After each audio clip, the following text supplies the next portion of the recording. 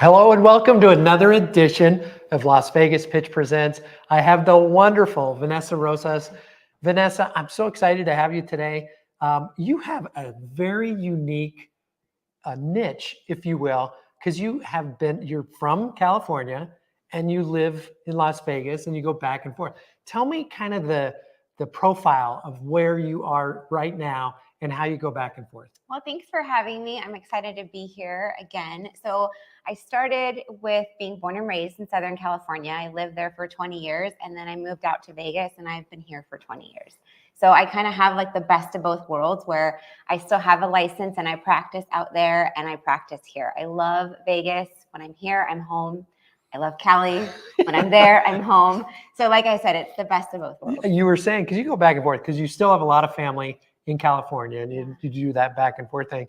But you said when you go to California, you're like, I'm home. Yeah. And then when you come back to Vegas, I'm home. It's neat because, growing up there, like when I go to the beach, growing up going to Huntington Beach all the time when I'm there. That's a nice beach. Yeah, it's fun. And I'm like, I remember being a kid and being a young adult there. So it really is nice to go back home. Yeah. So let's talk about Vegas, California, differences and prices and what's going on between the two markets. Because you do a lot of activity in both markets.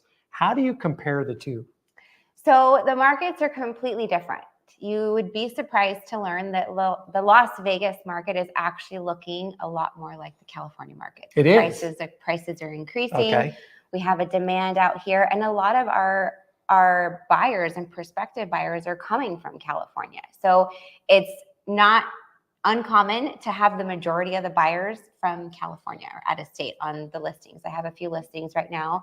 And I mean, all of them, we had multiple California buyers that were looking to relocate or buyers that have been here for a little bit and they were renting and they've decided to make Vegas their home. And so now they're buying. So it's really neat because the California market has actually come to Las Vegas. But the Las Vegas market is still unique in that we have opportunity for buyers to get into a home at a relatively affordable price. In California, there's so many buyers. It's so saturated. So it's a lot more buyer demand in California than there is in Vegas. Yes. Despite, the median home price. I have my license in Orange County, so the median home price there is right around $1 million. And you put a property on the market and it goes just like here. A well-priced property median sells price, quick. $1 million. Yeah. Here, what about 455? Yep, somewhere in right there. In the 450s. Somewhere in that 450s. Yeah. So why would a buyer not come to Vegas? Is it mostly family, like staying there because of family? Is it more they don't have a job lined up? Why would they stay in California versus come to Vegas? So this is a great question. And people that love California. I love California. But a lot of them have to move because of just the increase in cost of living. They can't afford it. Mm-hmm. Most of them would love to come here, but they don't have a job transfer or a work opportunity that will allow them to come here. But a lot of them, if they could, they'd be gone in a hot second. Oh, really? Yeah. Okay.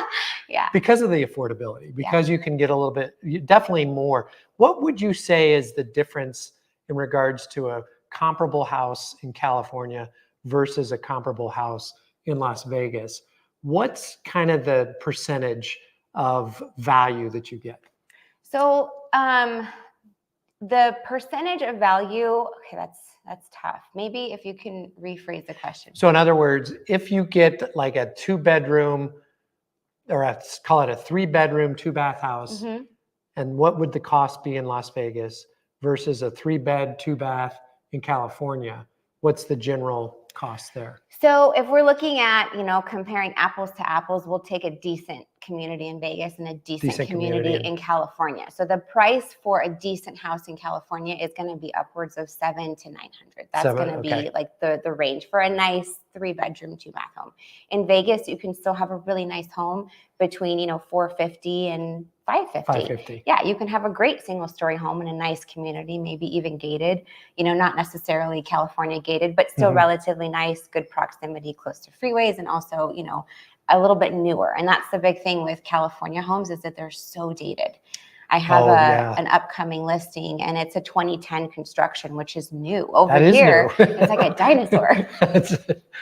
In Vegas, it's like things are always turning and everything's new. If it's old, people tear it down and rebuild it. In California, they just, keep moving along. So about 70%, if you will, yes, is, compared to California. Yeah. So let's talk a little bit about the affordability. Certainly, when you pay more in California, you have to spend more. Mm-hmm. The other thing I actually really like about Vegas are the real estate taxes. Mm-hmm. The real estate taxes are very low, very in comparison to California.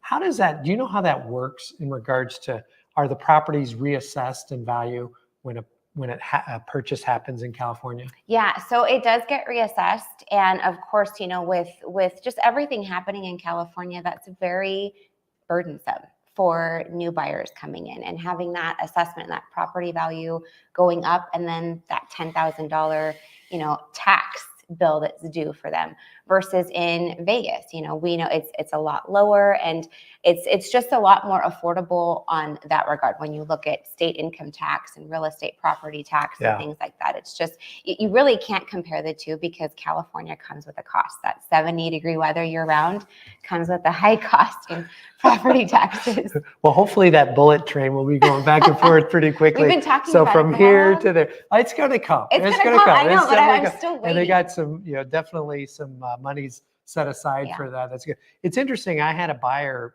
just right now who just went into contract. They were looking at a home in Vegas, and they were looking at a home in California close to their parents. And they put an offer in a home in California, and it didn't. Someone came in and actually made a higher bid on it. Mm-hmm. And so they lost out on that. Mm-hmm. Comes to the, buyer demand. There's more demand out there. But when they evaluated it, they looked at it and they said, you know what? The real estate taxes are high. Mm-hmm. I can save upwards of $10,000 a year at least in regards to my state income tax. Mm-hmm. And I can move over here, buy a higher price point, get a better home value. And the benefit to them is that they're in an industry that they can work from home. Right. So they're taking the California income, moving it over here. And because of the proximity back and forth between California and Vegas, it's easy for them to go back and see family. Yeah. So it's interesting. So moving from one state to another, moving from another state to another, there's always some anxiety about the process of what to do. How do you move that process? What do you do to get them into a game plan of moving? Yeah, that's a great question. So that's what it is. It's a game plan, essentially. We figure out, where do you want to be? What's your timeline? And then let's reverse engineer the plan. So for buyers that want to move out of state, do we need to sell your house? Do we need to rent your house? Do you need to have that rental proof before we can qualify for the new purchase? There's a lot of things, which is why it's so important that you don't only connect with a realtor, but you connect with a trusted lender partner, because everybody is involved with the big picture, the process. That's Bill. And Bill has actually helped several of my clients decide or determine, hey, do we need to sell? Can we rent? And that's what's great about working with a trusted lender partner, is that they will give you the numbers so that you understand the cost and what that actual relocation is going to look like financially. So it's building a timeline. So we have to reverse engineer it. And some people have to move during the summer because of kids and school and things like that, or in the middle of where their job transfer is. So we really have to figure out your timeline. But once you figure out the timeline, you can kind of reverse engineer it, and it gets a lot easier that way versus let's just go start shopping for houses and then let's put a bid in and it gets picked, and then we have to sell quickly, because then you don't have time to sell properly, and so you're missing out on those gains that you could have if you don't do it the right way. No, and I think that's so important, that game plan, because there's a lot of anxiety, number one, to move, right? Yeah. It's a big thing, right? Moving to a different state is another big thing. And then just trying to understand it. And the nice thing is we do it every single day, right? And they don't. Right. And so it's basically trying to, like you said, reverse engineer step by step, and so that they understand and are educated. And then because you have done this so many times, the timing of how long does it take to move? How long does it take to get into escrow? How long does it take to sell your home? How long does it?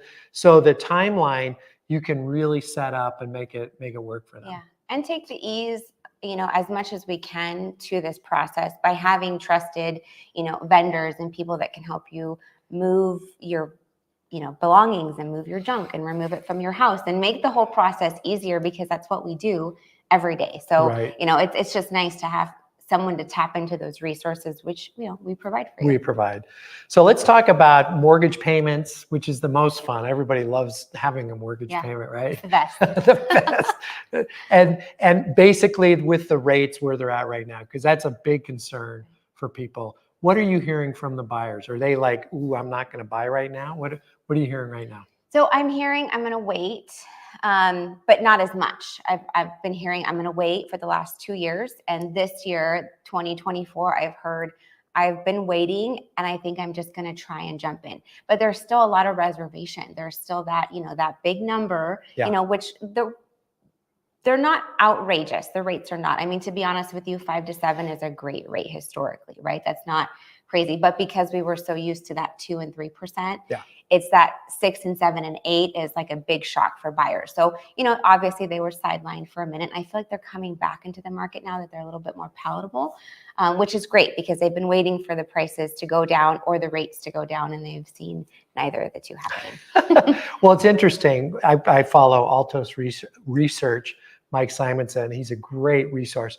And he basically says consumers don't like big changes, right? Mm-hmm. So when they see something, they freeze. Right. But now that we've had a little bit of stability in the rates and a little bit of stability in regards to values kind of going a little bit more sideways as opposed to straight up, the consumer is tired of waiting. Yep. I think they're ready to really jump back in. They're starting to understand what they need to look for, and they're basically coming to grips. And if they can buy and they can actually afford it, then they're making that jump. Right. So. And they're realizing their cost of waiting. The cost of waiting has been ridiculous. I have so many clients that are like, if I bought 2 years ago, I would be sitting on equity. But I was sitting and waiting, and now, and I tell people that often, there's a cost of waiting. There really 100%. Is.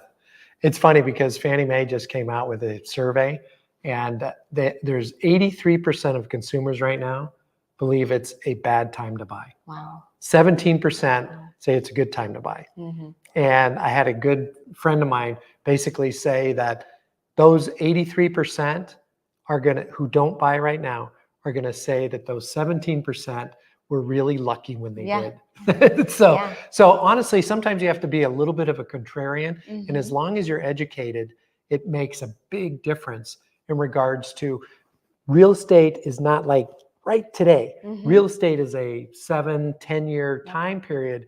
And right today, it seems like it's really, really bad. But over time, you can see that the values definitely go up. Right. So that leads me to the next thing.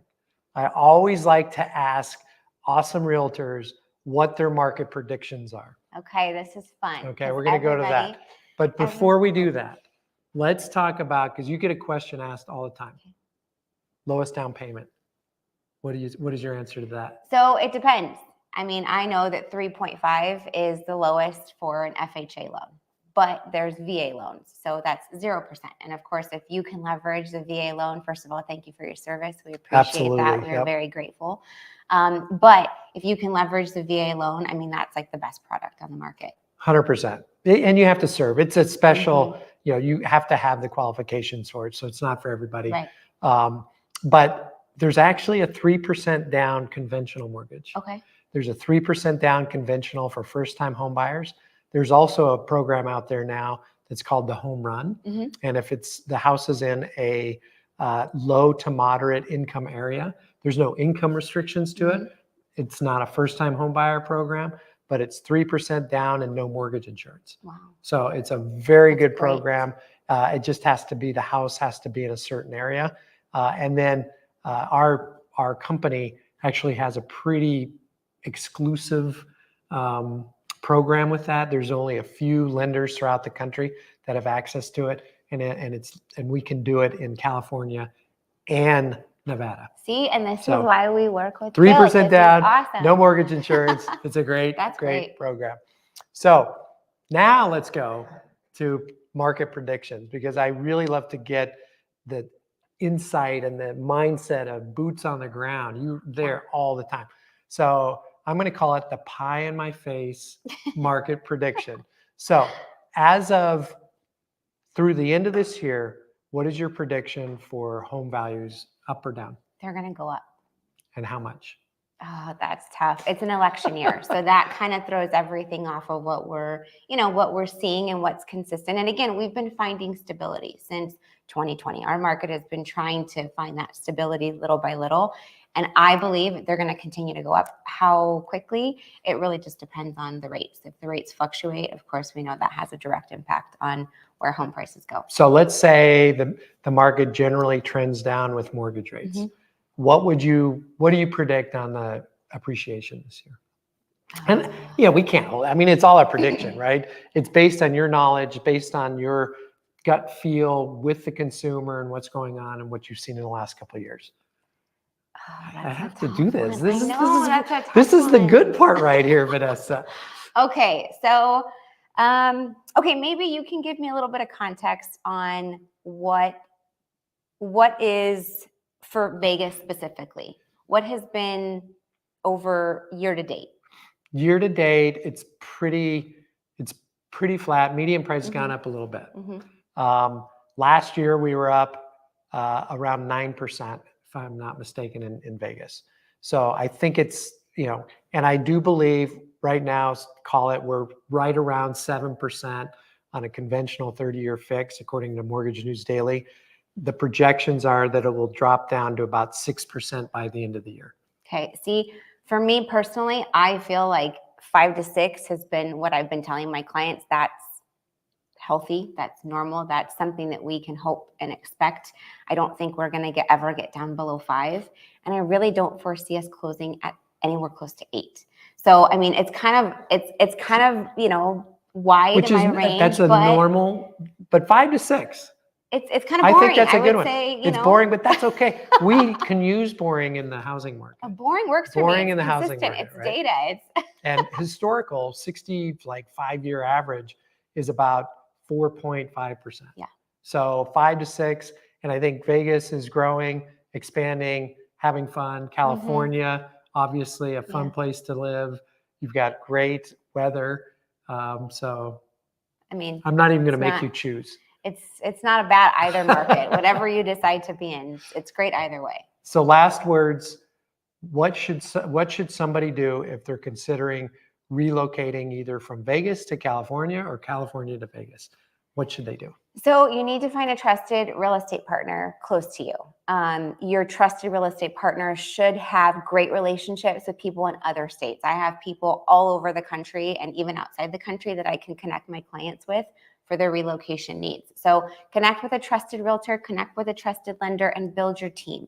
Build the team so that you can build your plan and reverse engineer it so that your timeline works and that the outcome is what you want based off of, the planning and all the things made in preparation for this big transition, because it can be stressful and it can be very costly too if you don't have the right team in place. You will lose out on, being able to leverage some value in your home from selling. And then if you buy and you don't really know exactly what you're doing, or you don't have someone that you can trust to help you with the right loan product or the right, guidance and advice when it comes to the acquisition side, there's a lot of things that you could have a negative impact. So in order to avoid that, find someone you trust and partner with them. Great advice. You basically are taking them from the unknown to the known so they have a better mindset when they do move and can get into their new market and enjoy it. Yes. So Vanessa, thanks so much for joining us today. So much fun as always. Thank you for having me. We'll see you next time on Las Vegas Pitch